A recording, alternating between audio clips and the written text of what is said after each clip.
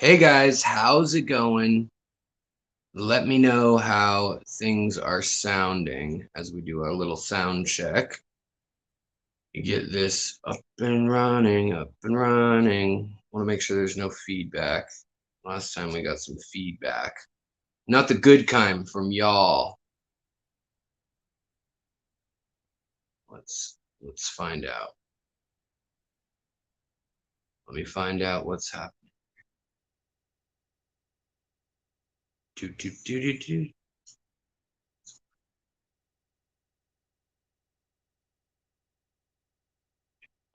Find out what's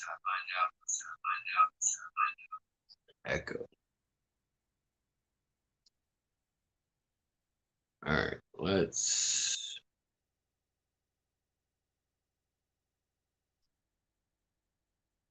All right. Let's try this again.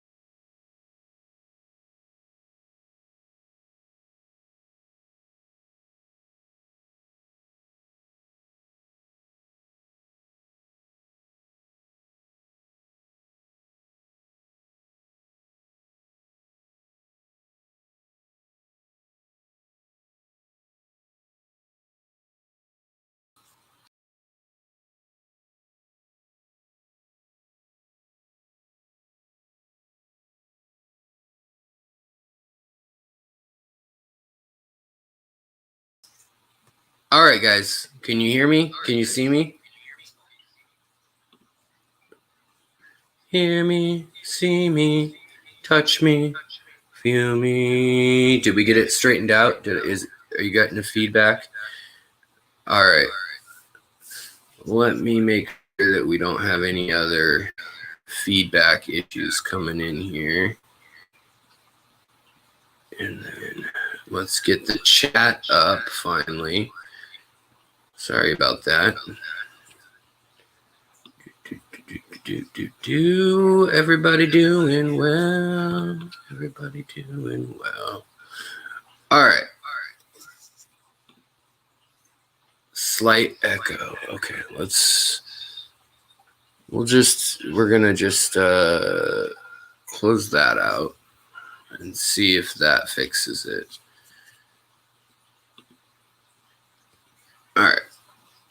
All right, there we go. Now I'm hoping that we're good to go. Is the software square? Are we a bunch of squares now? A bit of an echo feed as well. Still have an echo. Huh. What is echoing? How could it be echoing? No echo. All right, good. All right, now we're live. No echo. We're good. Okay, so how is everybody doing tonight? There we go. Boy, what a pain in the butt. I'm going to have to call Comcast and tell them that their internet is about as good as these glasses. These glasses, crap. Just like the internet. Just garbage. So, forget those for the evening. So, how's everybody doing? Tonight, we have our lovely episode of Fish News You Can't Use, but it's interesting. So hopefully that'll be fun. If you visit me, boy, hair's getting a little crazy there. If you visit me on the YouTube site and go to the community tab, there will be links to all of these stories. For members, sometimes you guys get more stuff and more behind the scenes kind of deals with the research I've done for things, but today's pretty straightforward. We're going to cover, I think, 7 or 8 stories, and it's stuff that's come out mostly in the last month about freshwater fish, things like that. And hopefully, let's see here, we'll try to get this popped up again, and let's see, boy, my all right, so see if we can get the chat into live chat. All right, there we go. Yeah, I'm crushing Ray-Bans now. Yeah, these were $1.99 at the gas station. Whatever they're made out of, it made the light brighter, and it is easy to break instantly. My wife was like, throw these away. And I was like, oh, I'd rather do a bit where I pretend I'm mad at the internet. But now I'm actually frustrated with the internet. You know, I go and get better streaming equipment, and, you know, it just, it's so frustrating. And then I'm getting feedback, and I've got all this ready to go with my phone and the other and the mic and all that stuff, and still life is not cooperating. But you guys are here, I'm here, so we can get this train a rolling. Let me also get up the tab for y'all so we can look at the same thing, and we'll pull up some news articles. Let's see here. So first we're going to be doing we'll got to go to the Gmail. So if you guys have never visited the community tab before on Facebook, you can look at these same stories on there. So yeah. Also, it's good to see a lot of you folks that were over at Lucas's show. So welcome. We've got a whole evening of entertainment. And the other really cool thing is that we are going to be speaking in this order also, or in, next to each other. Thanks to Danikin, thanks to Kenny E., president of the Portland Fish Club there. He has set it up so that there is going to be the Portland, the first annual real fish conference or fish expo, as it were, fish extravaganza, fish fanatica. That's, yeah, Fish Fanatica. PDX 21, and that'll be October 10th. But I'll be speaking. Lucas will be speaking. Jason of Redfish Bluefish will be speaking. So it should be a good deal. And if you haven't checked out Danikin Aquatics, obviously I love Danny and Ken. So go and check out their channel. They're doing 100 fish, their top favorite 100 fish countdown this summer. Each day, and that's been really fun to watch. A little explanation of each of their fish. Let's see here. So we're also going to do a so that we can share, because sharing is caring. We'll pull up a new tab. All right, boy, don't know why this got so complicated, but there we go. All right, so sharing is caring. All right, and then I'll pull up here. We'll get our links. All right, so our first link. And if you guys want to, like I said, go to the community tab, you can follow along. Sorry, this has been a little disjointed because of the tech issues tonight, but hopefully life will be getting better shortly. Let's see here. Hey, thank you so much. Fishtoberfest, October 10th, put on by the Greater Portland Aquarium Society, is going to be epic. Thank you for the official name. I appreciate that. J-Rock, what's going on? Good to see you. GRB, good to see you. Also, I think we got a $1.99 super chat. that the technology just decided to swallow into oblivion. And I don't know who it was from, but I saw it at the very beginning, I feel like. So thank you so much, whoever that was. But yeah, that's a thing that happened. Well, we don't really need the full screen here. It's just text. Whoa, I didn't even know I could do that. Can I move it around? Does it let me do that? Sorry, guys. I'm learning as you're learning too, folks. Yeah, that's okay. Whatever. You guys can. We'll have this big thing. It just means I have to keep up with that and not really pay attention to the thing. But the first story we are coming into tonight is going to be about, did you know that some fish are warm-blooded? And a new study reveals why. And that's been a fact that's been known for a while, that we have known that some fish are not cold-blooded. Now, most fish are less than I think it's like 0.2% or 0.02%, I should say, or 0.01%, somewhere in there, are believed to be red-blooded. So red-blooded, warm-blooded, they're all red-blooded. Although horseshoe crabs have different color blood. I think what is theirs? Green or purple? Purple, maybe? Might be purple. We'll have to actually. Okay, now we're on a side tangent real quick. We're going to look up horseshoe crab blood, and it's worth a bunch of money because they can use, I think, is it the plasma from it that they can use in humans? Oh, it's blue. It's blue. It looks like blue milk. Look at this. They milk them like, boy, there's something dystopian, futuristic about this whole thing that I just don't know how I feel about it. But I do feel like I should be able to buy it at Whole Foods. So mixed feelings. We'll go with mixed feelings. All right. Before we read all the used to purify pharmaceuticals. Yes.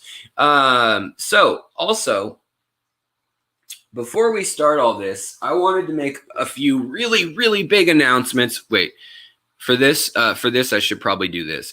Really, really big announcements. So Aquatic Arts, I did an unboxing video earlier today, and they are doing a crazy sale. They'll never have a sale like this ever again, probably, because they're moving facilities. They were ready to move, and they thought they'd have more overlap. And then just because of, well, the world and the way supply, demand, shipping, and things are going, the way all that has been going, they thought they'd have the whole new place built out with aquariums, and then they could just move over their fish from the old place, leaving their old aquariums intact and then having time to cycle.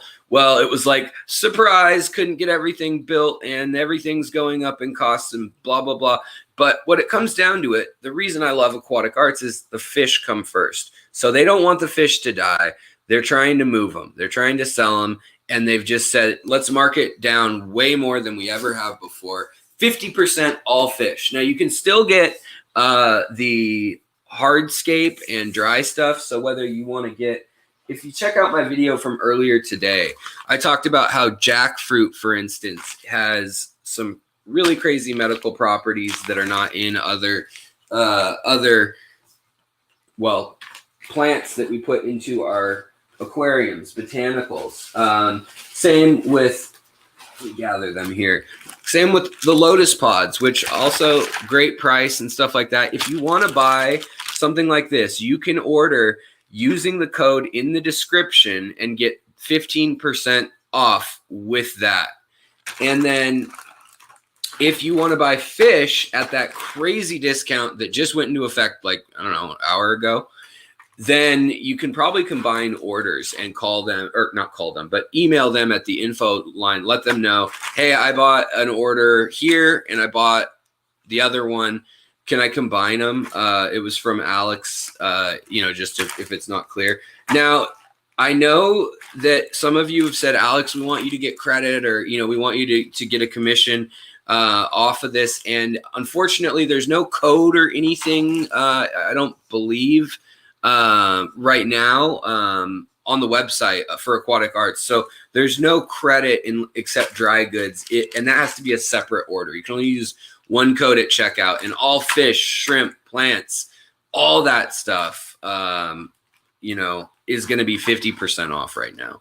And until it's gone, I mean, it's until Monday is when this is going on, but they're just trying to get rid of the fish. They need to get rid of the fish, but they have an incredible, I mean, price going on right now that you won't see again as far as that goes. But also their shipping is expensive. You guys know that, and we've talked about that.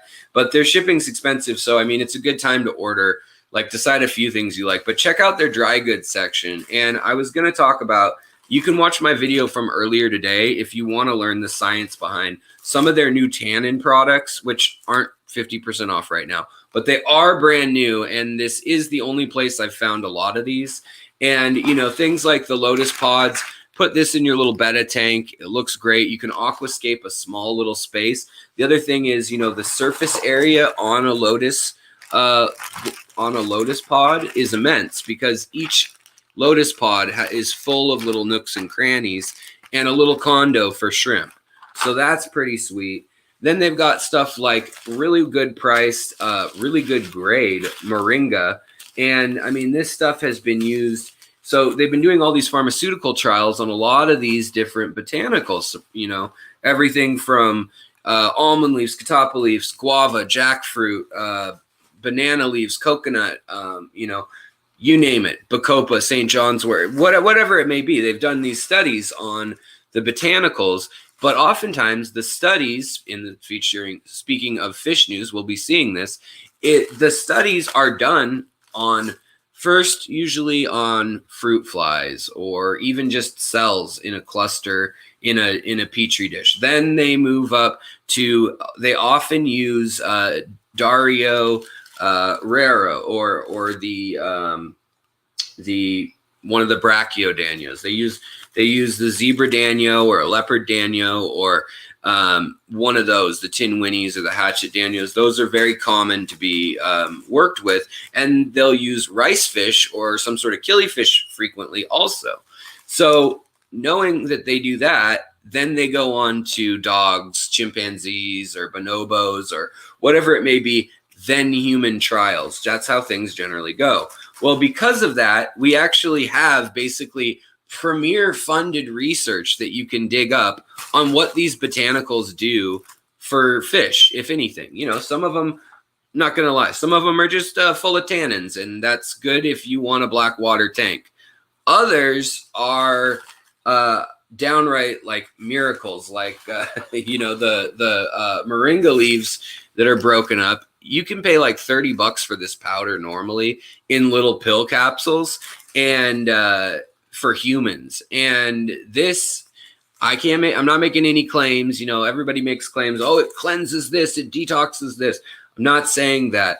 But what it does is it does have chemicals that help your liver and kidney, or in the case of the study, literally it's been demonstrated medically speaking, scientifically speaking. It's not woo-woo, you know, alternative medicine, because in my mind there's alternative medicine, and yes, many things come from plants, and that's great, and there's alternative medicine like crystals and things like that. Now, I'm not going into if you believe in any of that, but I'm just saying, like we talk about on this channel, one is backed by repeatable scientific information, the other is not. If it is alternative medicine, generally, that means that it has not been yet documented or backed by repeatable peer-reviewed information, like stories like the work we talk about on this fish news segment monthly.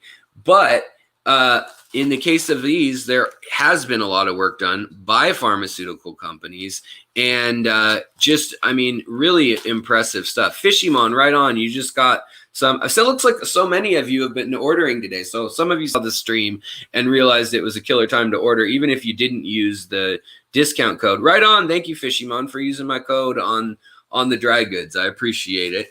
It helps.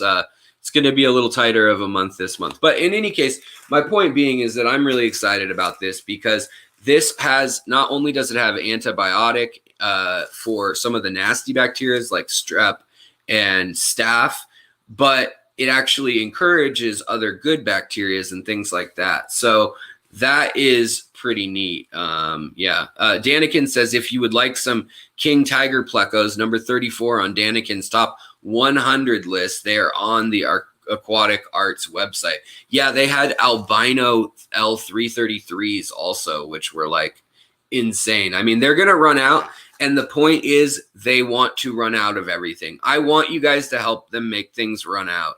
If there's something you want, you got the spare moolah. Now's a good time to get it from them. And also, if you want, while you're at it, since you're going to have to pay for that shipping, it's kind of like the shipping is one size and that's whatever, 40 bucks. The other size is like 65 bucks or something. And that's expensive and it's overnight. I know that, but it's a box that you can just load up with a bunch of things. So you might as well talk to a friend in your area or a family member, or you're just a baller on your own, and order a few things to make it worth your while. Split that up amongst the things, especially with these dry goods. Right now, if you didn't have to include shipping, the prices on a lot of these things, one, if you could even find them, are just really, really good. But yeah, so there's just some really cool properties that a lot of these have. Another one is collagen, and we're going to talk about a story today that talks about the collagen and scarring and keloiding that happens in skin in humans, which doesn't necessarily happen in all fish. A lot of fish are actually immune to scarring. They will grow back that tissue. Danikin, thank you so much. That's so kind of you to do a $20 super chat. Killing it. Appreciate it, brother. That $20 says, get some fish, Alex. Okay, I might have to. I mean, those horseman Corys, if they still have those, I mean, I think I have to buy some and try to breed them because they're just insane. But yeah, I want to set up a black water aquascape, and I'm thinking this size, if not bigger, is what I'm going to aim for. And granted, yeah, these are pretty and they look good, but watch my video that I did earlier today about some of the warnings, because if you're doing a whole aquascape with leaves and coconut fronds and palm fronds and all sorts of different leaf debris that's this powerful, still dry, you can run into some issues by dropping your pH to the point where you kill your good bacteria. You've made your pH like 5.0 or 4.0. I've managed to, with just botanicals and wood, I've managed to get my pH all the way down to like 3.4, 3.5 when I was doing some work with licorice gouramis. So just something to think about. Good. Father Fish says, just bought a dozen Pascaia illuminatus pseudomcgills, doing well. I talked to him last night, and some of them were swimming funky, which was odd. And I had wondered if it had something to do with the fact that maybe on the plane, the pressure changed in the bag and threw off their little air bladders. And I'm wondering if that's what happened, because they were like tilted. But yes, Stephen P203 says, how much buffer is in your water? So my water has like nothing in it. My water is usually a 30 TDS, maybe 40 TDS, and a pH usually around 6.8 to 7, really neutral, really nothing. It's rainwater and snow melt. Oh, wow, we've got everyone coming in. I appreciate it so much, guys. Thank you. We've got a $20 from Armored Gesture. OMG, they're still selling Horseman Corys, guys. Alex wants them. What do you want to say that we give him a gift of bucketless fish? I got 20. Well, thank you so much. Sweet. Well, when I get off, I will hope, if they've still got them, I will get some. I think I'll have to do it. I just, hopefully I can breed them. Hopefully, make a little bit of money back on them. That's the thing is with Aquatic Arts, that's why I support them, other than the fact that they care about fish first and foremost. We'll get to the news very shortly. I just wanted to hammer home what a big sale this is. This is the only time. This is going to be better than their Black Friday sale. I know their inventory isn't the craziest thing ever, but their shrimp and their crayfish and their inverts and their plants. They've got some really good stuff still. So check it out, because I don't want anything, we didn't want anything dying. They didn't want to have to put things in buckets with air pumps or drive things over in. They have gold laser Cory catfish right now on their website as of this afternoon when we were talking about this. Really beautiful ones. But yeah, oh wow, we have more people listing off what they bought. Right on. Yeah, I don't think they're any harder. Rabbit snails are now out of stock. Right on, guys. I appreciate it. And then we've got another Eve. Thank you so much. $10 super chat. Everyone needs more Corydoras. Thank you so much. That's very kind of you. All right. Well, looks like I've got $50 towards the towards the Corys. So the other thing that I had to tell you guys, that I want to tell you guys, is that we have a book by Ivan Mikolji, and this is the Biotope Guide, the ultimate of ultimates, the Orinoco River, as well as some of the tributaries in the Columbia and things like that. It is 400 pages of incredible, just beautiful, like rummy nose tetras, for instance, beautiful in the wild shots that he's taken snorkeling in places that are just incredible. So I have an interview with him coming up. I got the only signed copy of this in North America right now.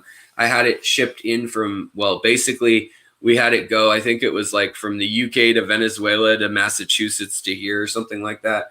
And so it cost me $200. So most I've ever spent on a book. But I mean, it gives you all the info about the fish, the plants, how they interact, what was going on that day, the water chemistry, what fish are in the water with them. I mean, just really cool stuff. And the thing I wanted to show you guys, though, is just the fact that tannins and botanicals are everywhere in almost every picture from South America. I mean, it's just plants, botanicals, mulm, algae, like the pistos. There's just algae and mulm everywhere. But we're going to move on. We're going to talk about the news. And the cool thing about this book and about Ivan is he's going to come on. He's going to talk to us about, he lives in Venezuela, by the way. So he gets to access this stuff like on the daily, which is incredible. And he's going to talk to us about his travels, about his lifelong travels and photography of this stuff. And also about wild aquariums where you set them up on site next to a river. You use aquascape material from that river or lake or whatever, and then you catch the fish, and then you take pictures of the tank, of the surroundings, and underwater. You kind of get this full picture documenting what all goes into that ecosystem, into that biotope. And yeah, really, really cool. So we'll be talking with him in person, live stream, so you guys can ask him questions. And then him and I are also going to be teaming up on some future projects, as well as trying to get something off the ground in the sense of a fair trade network like Project Piaba, but for plants, for fish, so that people know that they're being sourced sustainably. I've been talking to him about it. And I'd been wanting to talking about maybe doing that with Bucephalandra or Crips over in Asia. But it sounds like, at least for Venezuela, he's got the contacts for Venezuela, Brazil, Colombia, and Peru to really make some of this start working, where we could kind of get a fair trade, botanical, aquatic plants, and somewhat more so fish things set up and going. So that'll be coming up in the next week. I'm doing a review of the book, and because I talked to him for like 4 hours and we started having this we just hit it off great, and it was really fun to talk to the guy. So humble, so talented. He's an artist as well. He and his sister, who helps him run the company, they have said that they will be doing a discount for all you guys for the book that I'll be able to link for the review.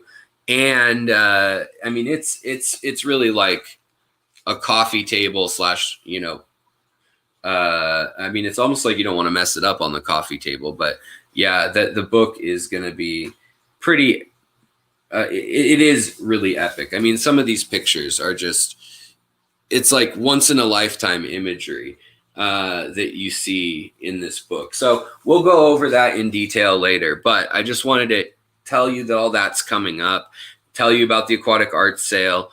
And you know, just, I want to give you guys something back in the sense that those are deals.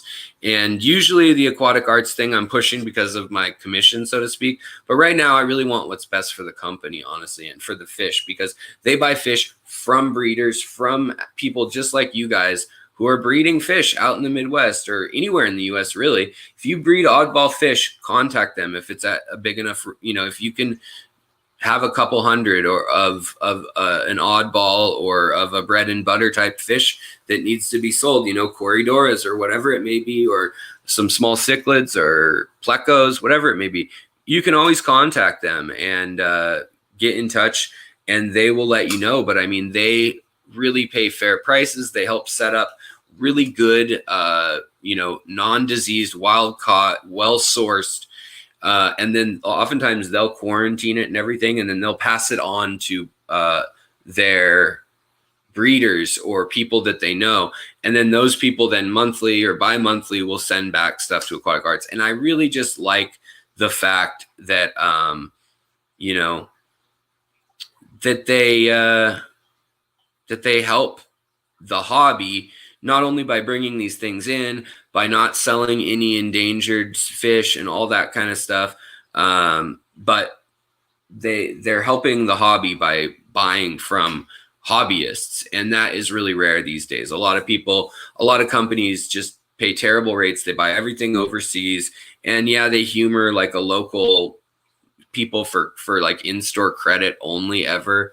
But Aquatic Arts, I mean, they'll give you store credit too, which is a better deal. Like that's what I would do probably, just because of how much I want that they carry on a usual occasion. But they also keep all their info online, and so that's pretty cool too. All right, so let's get into the nitty-gritty of the news for the month. Honestly, this month didn't have any crazy earth-shattering news, but let's pop back up with the news.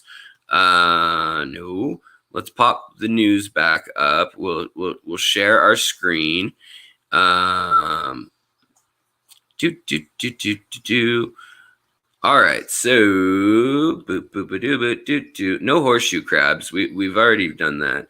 But the study that reveals from Field and Stream, blue tuna are known to be warm-blooded, and it may come as a surprise to some anglers. Scientists have known that not all fish are cold-blooded since a groundbreaking study was conducted in 1973. Today, we know that 35 species of fish at least have the ability to warm parts of their bodies, such as their muscles, eyes, and brain.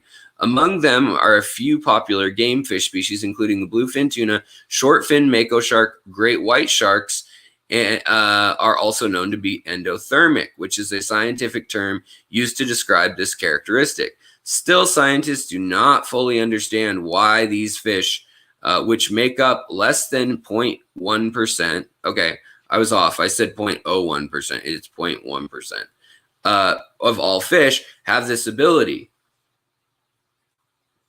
But they've been looking into it, and a team with members from Australia, the US, Tasmania, aren't those the same thing? Australia, Tasmania, and then it says the US and Hawaii, those are the same thing too again, and Japan, collected data, compiled existing research from sharks, bony fish, and ray fish around the world. They used biological biologging devices, track data from tag stuff, and look at the speeds and the temperature of the water and the fish. The study resulted in two main takeaways. First, warm-blooded fish can swim 1.6 times faster than cold-blooded fish. So clearly being able to regulate their own body temperature has given them this ability that is pretty cool and pretty important. Clearly they're able to then let's see, how can, yeah, there we go. So that, so it's given them an ability to change that a lot, which is, I mean, 1.6 times faster is a lot, especially considering like blue tuna and are some of the fastest fish in the world.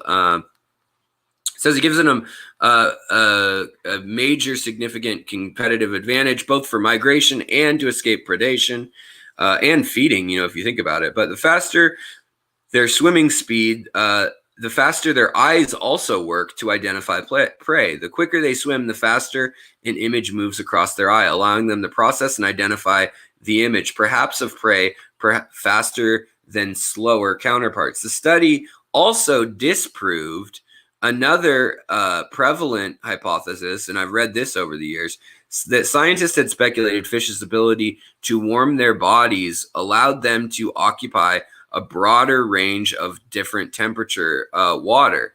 And then they thought that perhaps it was to adapt to different changes in climate over the eons, you know, like global warming, that these fish use this as a way as the oceans rise and fall with the eons. But the study did not find any results to support that. We have been outstating the resiliency of warm-bodied fish, and having we've been assuming that facing the changes in ocean temperature that they will be more equipped. However, this thinking is not correct. Future work needs to be done on conservation of these unique creatures.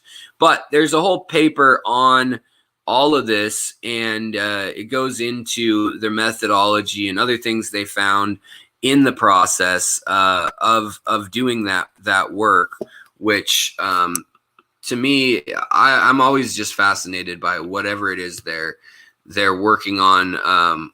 When you get a team of people together and they comb through old data with kind of what we know today, so to speak, and it always, I mean, they always seem to come up with something new.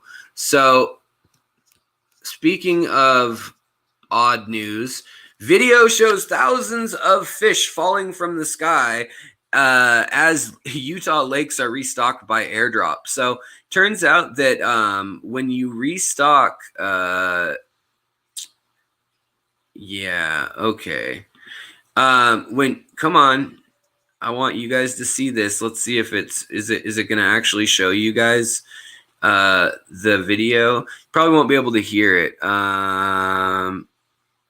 Continue to say, all right, we're gonna find out what happens here. Maybe the internet will blow up like my sunglasses. We just don't know. But they have these buckets they use for when there's forest fires, and they've got these little fingerling fish, trout, bass, perch, things like that. And they're restocking over 200 lakes by dropping, look at this. Can you guys see that? Is that showing up? Yeah. Look at that. They're dropping the fish into the lake from hundreds of feet up. They're just bam. And apparently the reason they do that is they found out in the 1950s when they go out to these desert areas and they have to go over these long bumpy roads and they fill like a water truck with supplies. It turns out that you know, the fish die because they don't have oxygen. They're not equipped to handle it. But man, that's just a crazy picture to me. I don't know. I think it's funny. So in any case, the follow-up on that, let's see here, that we can get to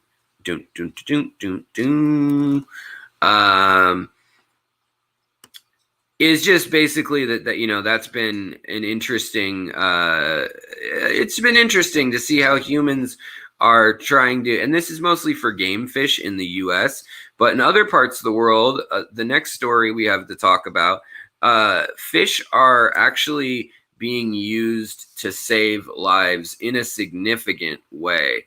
And that is in central to northeastern, or northwestern, I should say, Africa. There have actually been there's been a company called FAO or the FAO Initiative. Maybe it's a nonprofit, I guess it'll say here. I know that the UN had helped it, but essentially in these regions, there has been a lot of violence, terrorism, kidnapping of people's children. If you remember the schoolgirls that were taken in was that Nigeria where that happened? But it happened, you know, it happens in everywhere from Ghana to well, of course it happens. Yeah, right here. Okay. So the Nigerian border region is mostly what they're talking about here. But what happened is, okay, so it's funded by the United Nations Central Emergency Response Fund and the Irish Aid, which is kind of like the Red Cross type thing. But over 3,000 people were displaced in March of 2019, and they were moved basically from an area in the desert where, if you look at Google Maps, it is a desert.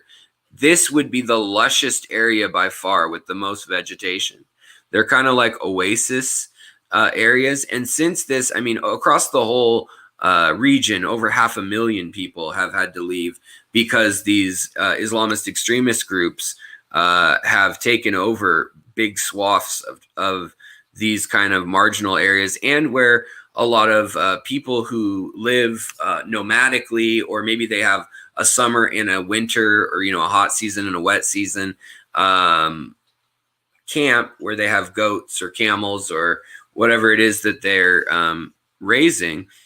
They've been being massacred essentially if they don't follow the demands of these militias, which were basically armed after Gaddafi fell, when the U.S. entered into Libya after the Arab Spring and everything, when we took Gaddafi down. So also, yeah, Cameroon is another spot where this is going on. And just all of West Africa really has had issues with these militias. But the thing that this article goes into, and if you're curious about it, I recommend you read up on it. But the high rate of poverty, a combination of violent conflict, hunger, and climate shock of desertification, it's destroyed their homes, destroying livelihoods of millions more. In early 2021, nearly 2.7 million people in Cameroon were estimated to be food insecure, and 300,000 were internally displaced in the far north region. So that's just in Cameroon. But now they've turned fish breeding, so tilapia, perch, catfish, all sorts of stuff like that. They've turned into not only just a nonprofit, but teach a man to fish, feed him for a lifetime, give a man a fish, feed him for a day. That whole proverb. They've been showing them how to use aquaculture, and you guys can read more about it, but I wanted to just pull up some of the pictures. So they're selling here, or actually what's going on here is, so they're preparing to sell. They're spicing and turning the fish into smoked and sun-dried, and then there's heat under here too. But they smoke it, they dry it, they turn it into a jerky, and they season it. And then for 6 months to a year, they have like fish that's dried out and salted and ready to go. It also says more than 500 vegetable gardens and 20 fish farms have been established in the last year with FAO's assistance. We are seeing the benefits of skills acquired and resources made available to us. The support of the FAO and government has never been lacking. We are grateful for it, said the president of the Zeeling tribal community. In the future, we wish to invest in diversifying our fish production. We want the Zeeling to truly be an example for surrounding communities' development through food security. And, you know, there were about 5 articles I could have done this month on how the world is running out of food, in the sense of, even if we eat ocean food or we're farming fish, things like that, we're running out of the big fish that we've traditionally eaten. And we can't, there's nowhere to go. We're running out of places to go and exploit. Essentially, you can't just go to the next pond over forever, especially in the oceans. You know what I mean? It makes it very, very rough in that sense. But there's more articles.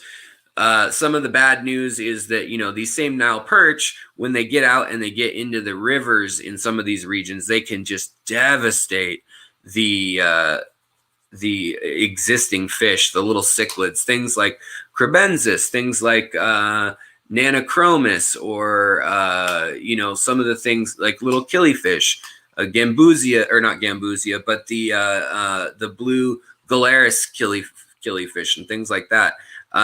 So it's just interesting to me how we want to address these issues, you know. But it appears to me that this can only be good in the fact that they are teaching these people who have subsisted off food aid predominantly, like 70% in this region, and then have been at the whim of either the US or the UN or the African Union, or Nigeria or Boko Haram and terrorist groups. And they've been at the whim of just whoever comes in and tells them what to do at gunpoint, basically, or gives them guns and says, do this or that, and we'll build you a road, and then nobody takes care of the road, and so on and so forth. So teaching these people how to use fish that are native to Africa, use goats, pigs, solar power, you know, wind power, those things, to sustainably have a garden, and not only a garden, but a surplus of this food. This program is showing them how to smoke the meats. It's teaching them, it's bringing people into the region in West Africa, assessing what fisheries there are native there and what they eat, and then saying, all right, well, what is the vitamin profile of this? Maybe we can, you know, instead of giving them food all the time, maybe we can give them vitamin supplements, or maybe we can just give them seed of spinach, for instance. So they find that using duckweed, for instance, on the top of the water, it's 50% protein. It feeds the fish very well and grows so fast in the desert. So you build a greenhouse and then you recycle the water. Instead of that water going to waste, you recycle it completely. And this whole way of thinking of aquaculture at the local scale, small, and then also having entrepreneurial investments going on is really great. And yes, Bryce, I totally agree. We need to create hydropowered pond waterfalls, like localized sources of energy, instead of making big dams and things like that. But I mean, I don't know. I just think that this is a pretty impressive and moving story. And it kind of goes into the next story that I wanted to share with you guys, which the next story, where did it go, is that scientists are using fish waste byproducts to make actual plastics. So they are able now to figure out how to, well, I'll pull the article up. And again, thank you guys for tuning in tonight. Thanks for chatting. And I know this is a little bit of a, what's the word? Oh, I guess it's kind of a show and tell or a lecture format. But on Tuesday on the live stream, it will be more of a, I guess, you guys ask question stream. Why won't this pop up? Hold on. Let's see what's going on. We can get it to do full screen. Oh. There we go. Oh, the ad blocker detected. You know, I don't have an ad blocker. That's the odd thing. I just have Chrome. Okay, so get rid of that. But scientists produce biodegradable plastic made from fish waste. So I thought this was fish poop extensively, but what it is, here it is. And it looks like early World War II plastics, actually. You know, it looks like the early polyurethane, you know, or celluloid, similar. There was, oh, what's the big, I'm trying to think of the big melamine. Is it melamine? Whatever, not important. But after World War II, they had a few types of plastic, and one of them was similar to this. And we're kind of like going backwards in the sense that we're trying to reinvent the wheel from the start. But scientists are working on an alternative plastic. They've discovered a biodegradable material derived from fish waste that would otherwise be thrown away, which could be used in a variety of products, including packaging and clothing. Canadian researchers say fish heads, bones, skin, guts, and other body parts headed for the landfill can be turned into useful materials and could even be used to replace crude oil. It's cutting me off here where it didn't do that on my phone, but at least I've read the article already. So basically what they've found is that that by using, and you can actually follow the articles then and take a look for yourself too in these links, and you'll find the information on what exactly they're studying. And there's a few startup companies. One just got a $7 million venture capitalist grant, basically, because of the work they're doing in this field. But I mean, you team up with, so say that you do that, and then you've got fish that are, when you dry these fish in Africa, if they had the ability to manufacture plastic, which then they could put into coils into 3D printing machines, and use that to 3D print goods that they can't get out in the middle of nowhere. I mean, it could be a complete revolution. They wouldn't have to pay shipping materials. They wouldn't have to pay the petroleum or electricity or whatever it is, however you want to ship it out there, out into the middle of the Sahara Desert.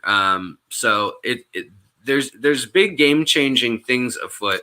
And the main technology that was being worked on in that case was they were trying to figure out with the zebrafish how yeah, okay, there we go, melamine. So the main thing they were trying to figure out was how to convert that the plastics that they've made back into natural carbon, and not hydrocarbons like oil or Vaseline or petroleum, but actual metabolizable to the point where plants can use it and eat it, and it's not a chunk of something, nor is it microparticles. And they found that by using one was the collagen and the cartilage in the fish, they were able to do that amazingly well, make a plastic substitute. Now, going on from there, we talked, you know, and the other thing about all that is that the tannins, for instance, that produce the collagen that need to go into that can then determine what plants they're growing. So jackfruit might be one of the plants they want to grow in Africa, where it's 110 degrees Fahrenheit. Or 50 to, you know, whatever, 40 degrees to 45 degrees Celsius in the summer. And, you know, maybe that's dates and palm trees, but, you know, what can you do with the byproducts of those? And then when the water's done there and it drips back into the pond, you have fish living in, for instance, rice paddies. And then you're living off of the fish. You're eating the fish. You might even be able to sell the fish on a secondary market to the big cities in Nigeria, as that Nigeria is set to be the largest city in the world. It will be Lagos, the current capital of Nigeria right now. In the next 50 years, it will surpass China, they believe, in density and in total population, as well as Pakistan has another one. And it's a very hot climate too that could use some of the same things.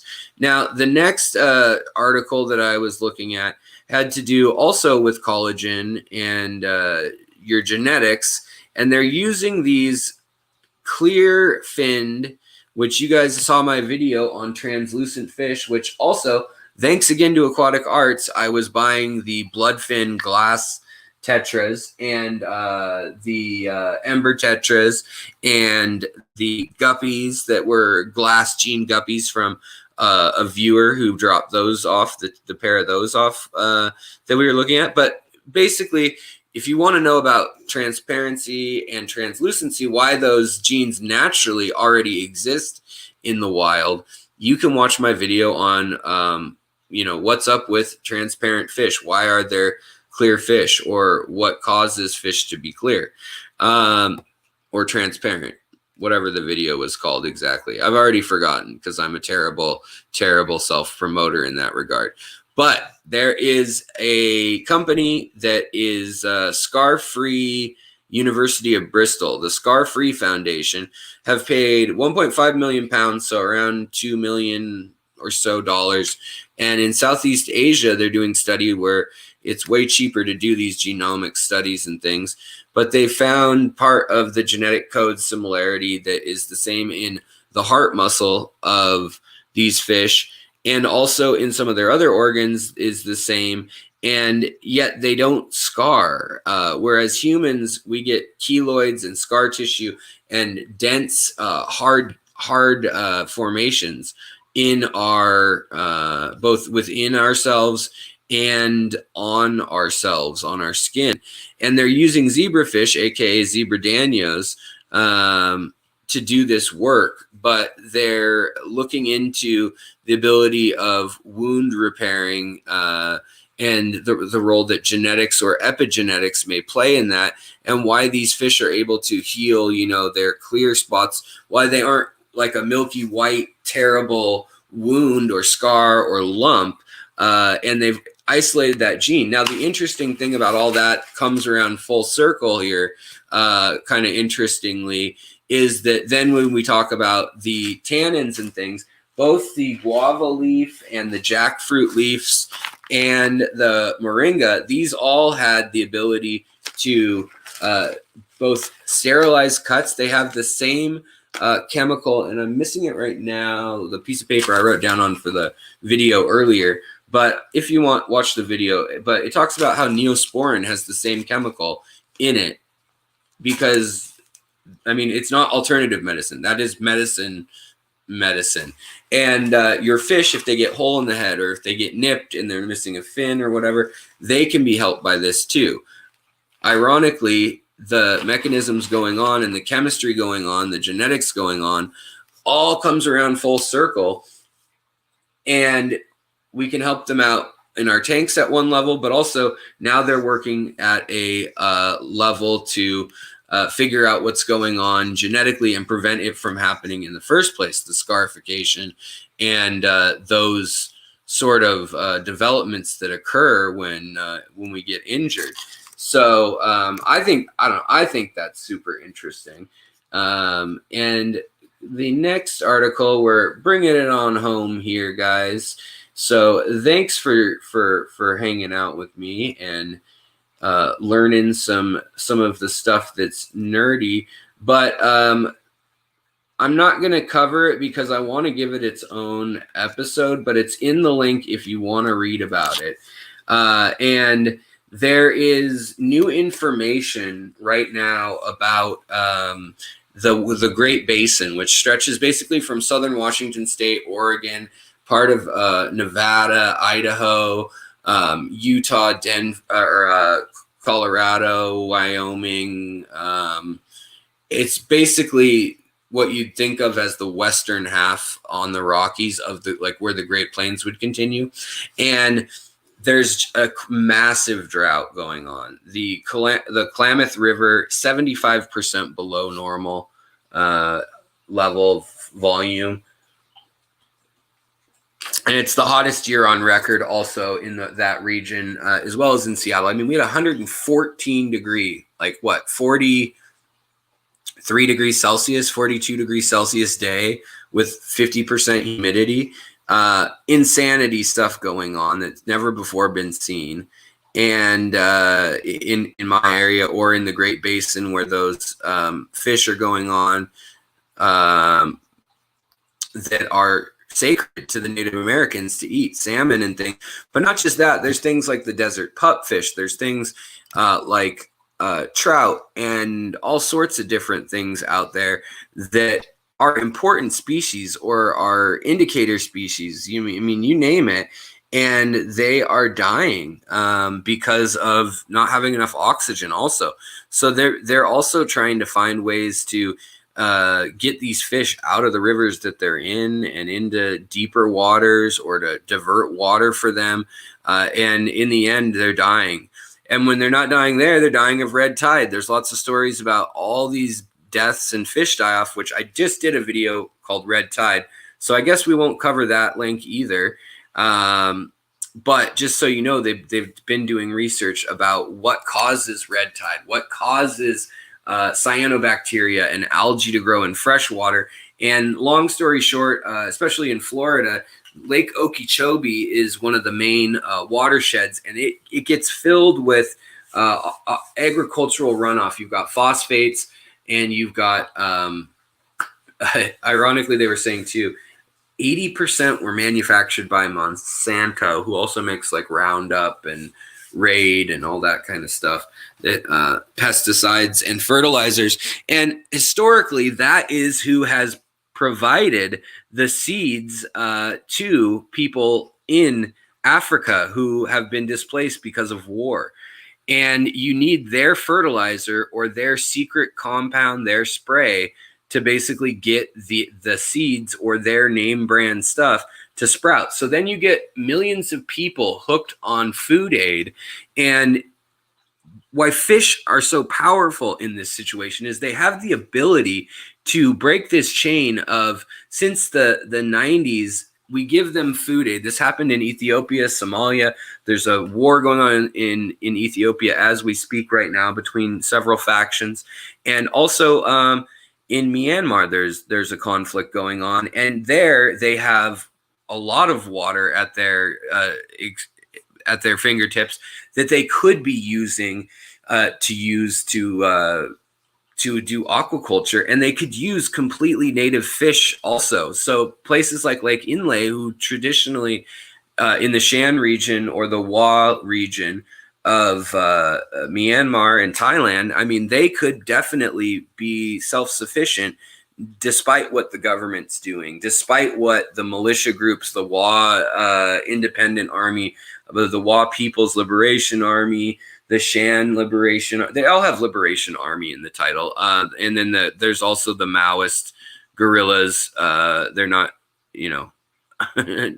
not guerrilla hominids, but guerrilla fighters. Well, I guess they are hominids, but in the human sense. But in any case, yeah. So where we have these droughts going on, some of this aquaculture, conserving water is very important. The other thing that becomes very important then is filtration and beneficial bacteria and anoxic filtration and anaerobic filtration rather than just aerobic or oxygenated filtration. So in our tanks, we usually have air or oxygen that helps us in our nitrifying, and the nitrate, the nitrite, and the ammonia all get transformed, reconfigured, and made into their useful components by bacteria.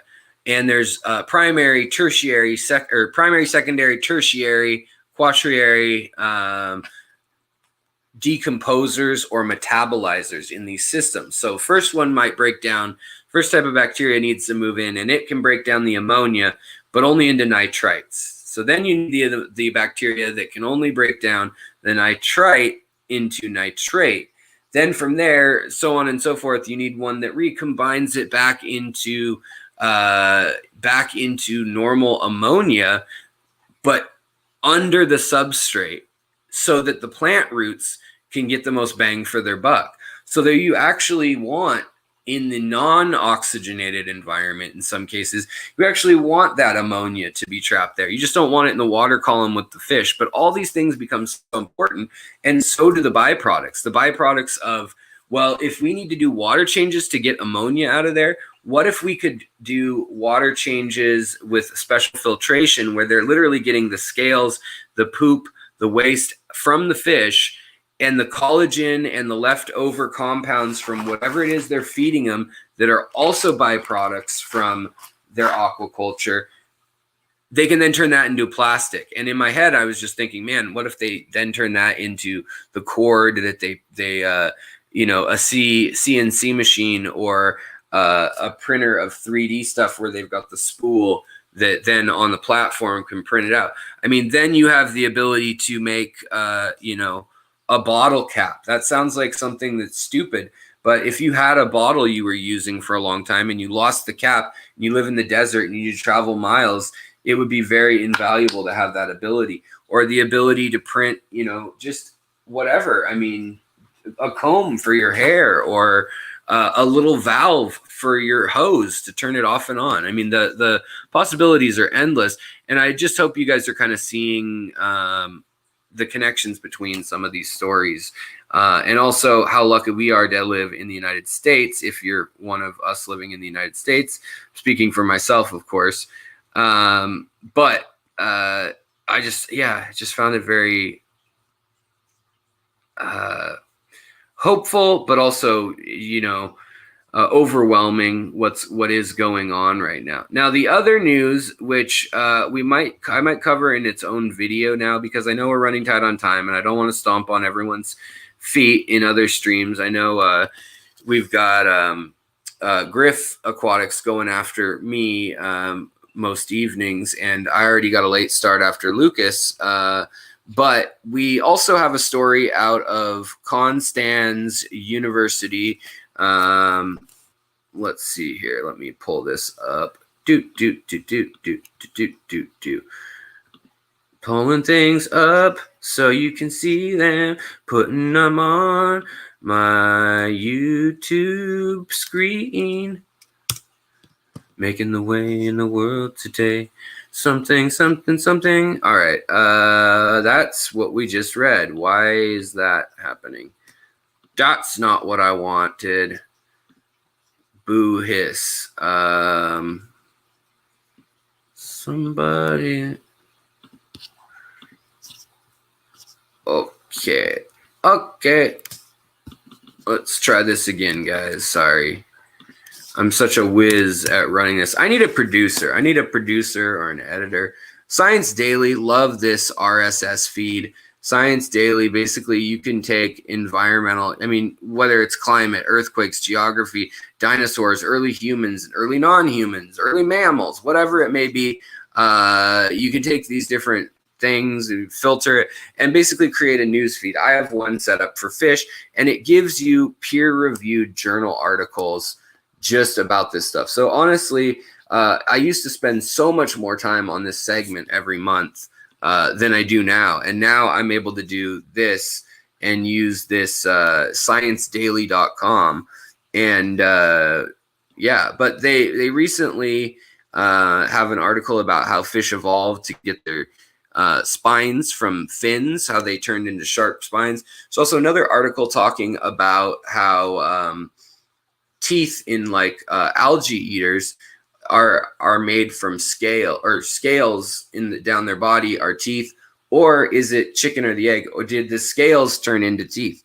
So now there's a new question in that field. They used to think they knew, but in any case, as far as spines and the needles or these little protrusions, I mean, they got kind of a goofy little article here. But with over 18,000 members, spiny rayed fin fish are the most speciated rich fish lineage. They evolve separate spiny fins consisting of spines only. Therefore, the evolution of fin spines is considered a major factor in determining the diversity and evolutionary success of amongst these fish. So basically, I mean, it's one of the main things. You count how many spines, which are oftentimes bones or cartilage, and that come to a point, and they mast. They're the anchor or the end point, the terminus for the fleshy parts of the fish fins. But they're able now to look back, and they've basically found the missing link, and they used CRISPR, go figure, CRISPR technology, which is like this gene splicing, gene editing technology. They went back and used that, and they were able to either inhibit or activate this gene that takes those fins and basically makes them smaller and smaller, makes the webbing go down, down, down until you're left with a spike. But they were able to, in their experiment, scientists were able to alter the number of spines or soft ray fins with a specific gene. The effect was most striking when the so-called bone morphinogenic protein signaling was modulated. We did not see changes in activation of the master regulatory genes, but we also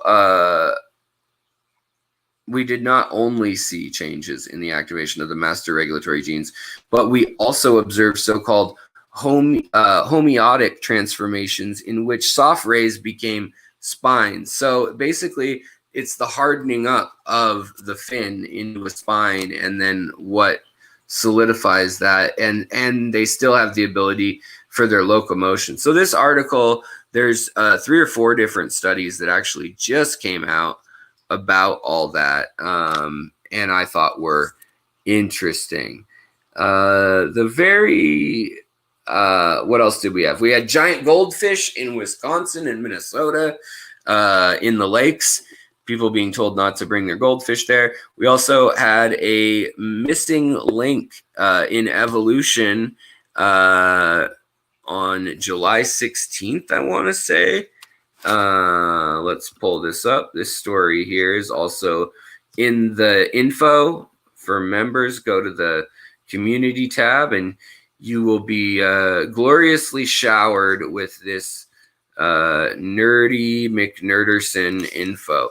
But yet again, thanks to the magic of Science Daily, whole different university. I mean, this time, that last one was Canonich University or something like that. This is Flinders University, March 18th. But more's come out. Before, I couldn't get the paywall down for you guys, but now they have insight into, along with the bony ray fins, how the bony rays then became actual digits and flexible points. And this is information on and CT scans of skeletons of L. pistologia man, that's hard to say. This word, if you can say that 10 times fast, I'll give you a 50% discount at Aquatic Arts. But using the high energy CT scans now, without destroying the actual thing, they can actually find the humerus, the radius, and the ulna in the paired fins of the fish. So in the pectoral or anal fins of the fish, or in the pectoral or what do they call them? Lateral paired fins.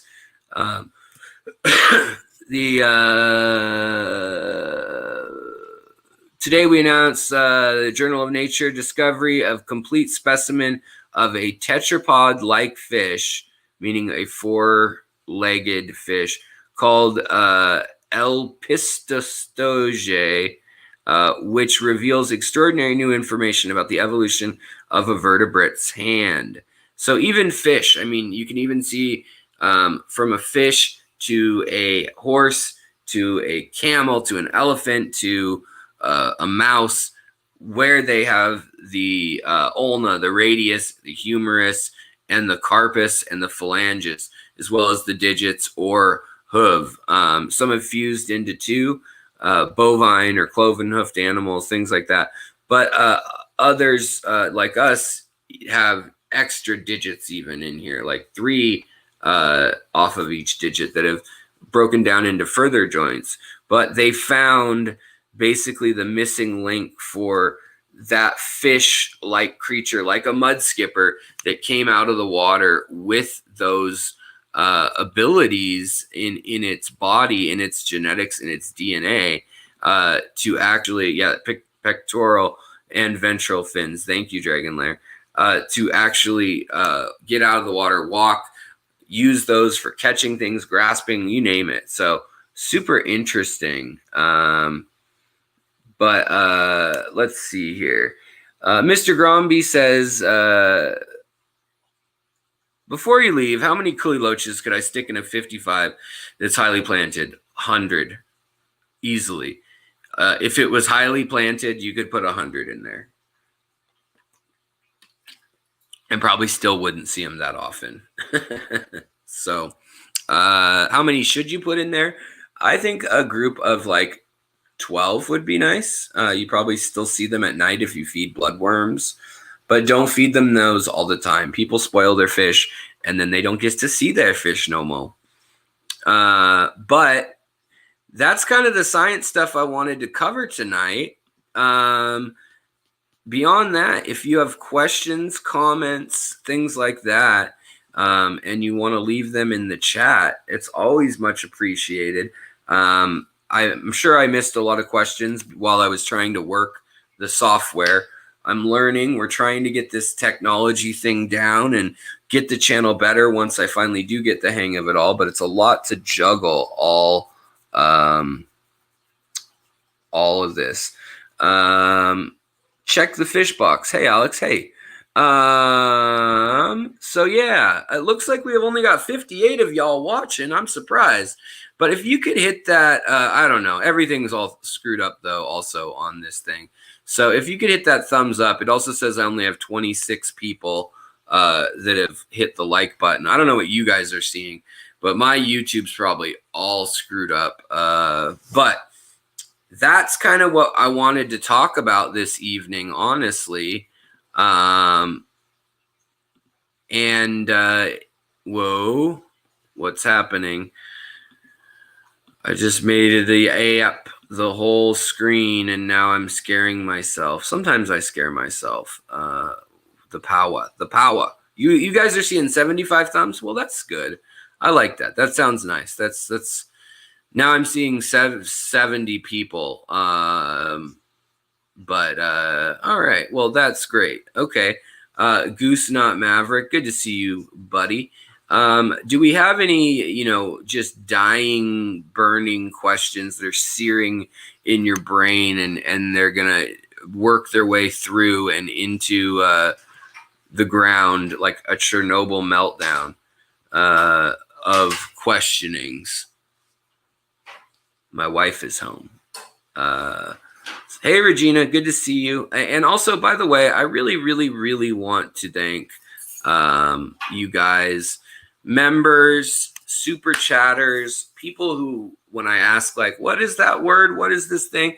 And you guys are right there. You guys are such a smart, compassionate, great crowd, community here on this channel. I couldn't ask for a better group of friends and community members. You guys make the channel what it is just as much as I do. So thank you guys for that. Thank you, mods. And I'm going to get off so that Griff can start his show. Honey, do you want to say hi? Hi. To the camera? Not right this moment.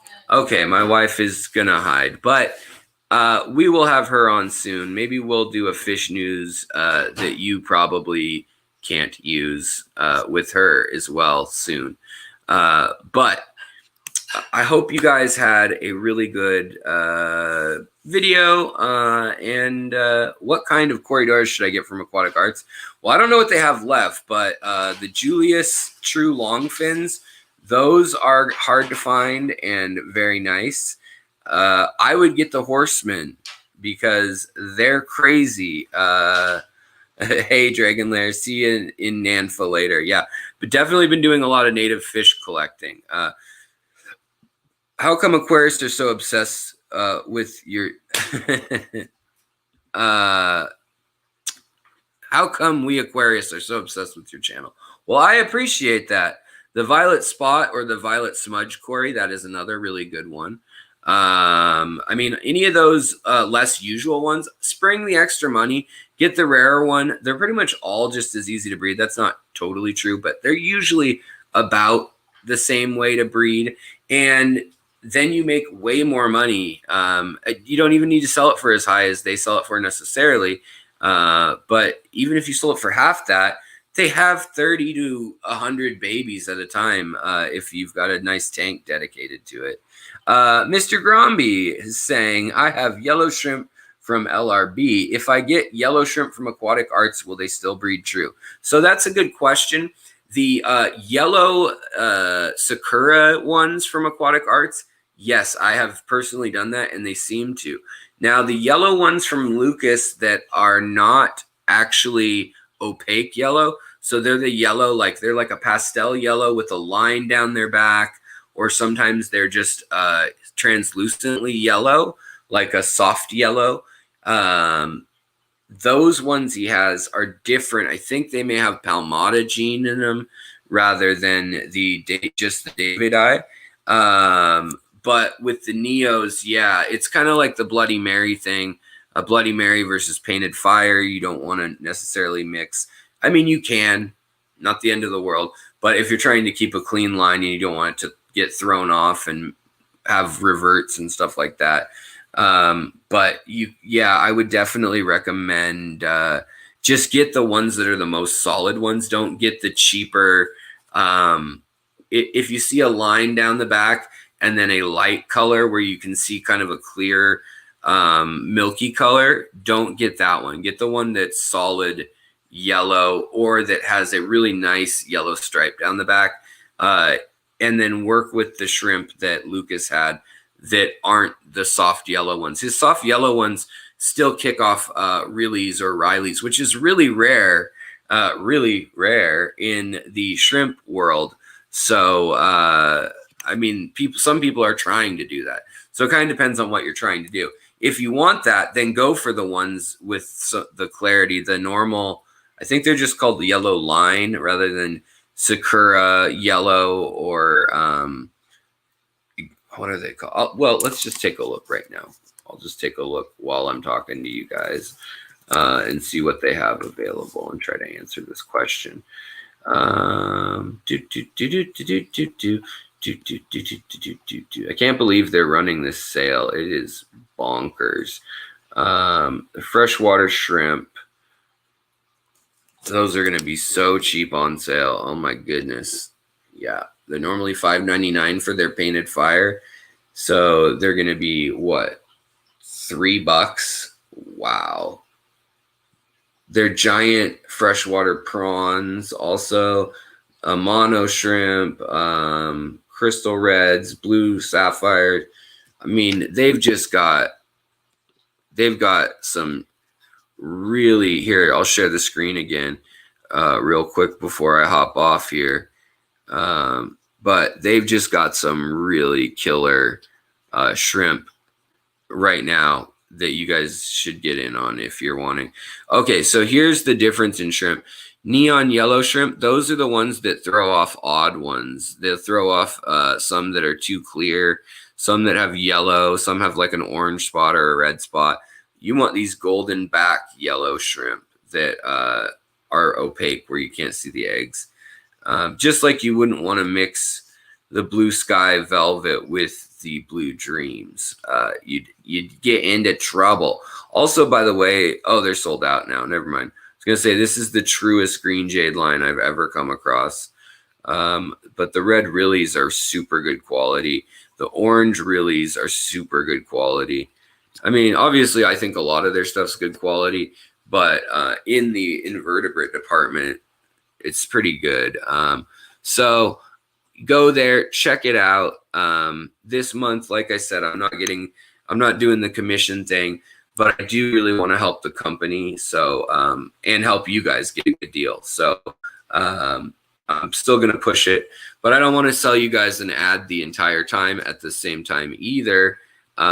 So, we're going to keep chugging along doing what we usually do around here. And, we will be continuing on. We will continue to continue on. But thank you so much, everybody. Thank you, moderators, lurkers, big super chatters tonight, right at the beginning. Thank you so much, channel joiners and updaters, upgraders, master commentators, all of you, thank you so much. And yeah, check out that unboxing earlier if you want to learn about the tannins or whatnot. And in the community tab, the links to this stuff, giving them to everyone tonight. These articles, normally it's to community members. Only $1.99 to join gives me the ability to keep on keeping on, spending say 40, 50 hours a week on this some weeks, most weeks. And the passion going, covering a bunch of different bases. But yeah, we've got big stuff coming up soon. Review of this book coming up soon. Visit live chat. So, I mean, so many cool things going on. Thank you all so much. And moderators, thank you so much. I hope everybody has a great night. And if you're going on to Griff's live stream, give him a Alex says hey. All righty, guys, you have a good one and take care. Gonna sign off now, I think. Hold on, I need my seeing glasses, my reading glasses.